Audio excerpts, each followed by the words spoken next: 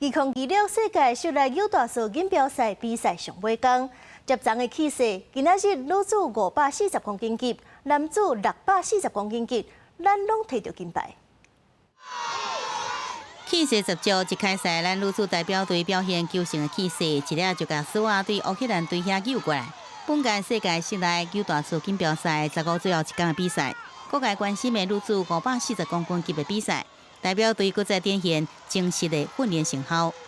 他們想要表現得更好，給自己的親朋好友看，所以相對壓力比較大。那我也鼓勵他們，只要把練習的狀況做出來。好不容易可以在台灣舉辦，然後能邀請到那麼多親戚朋友，我覺得就是可以聽到旁邊很熟悉的加油聲，讓我們動力很大。 尤其這屆比賽佇台灣舉行，選手坦白講，對親戚朋友甲同胞期望會更加有懸殊的壓力。那女子代表隊有好的表現，台灣的男子柔大賽代表隊實力也真傑出。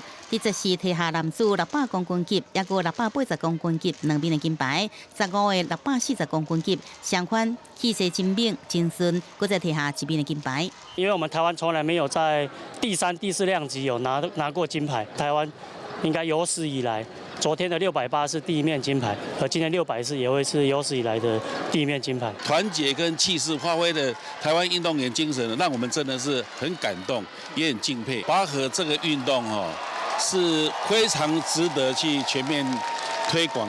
這擺來台灣參賽國際隊伍真多，咱代表隊也無妨失望，摕下好成績。有咱女子代表隊是以景美女中，也有台灣師大學生甲校友為主體，兩校關心的老師甲學生也跳甲組成啦啦隊，到現場來加油，也鼓勵着選手的心。記者綜合報道。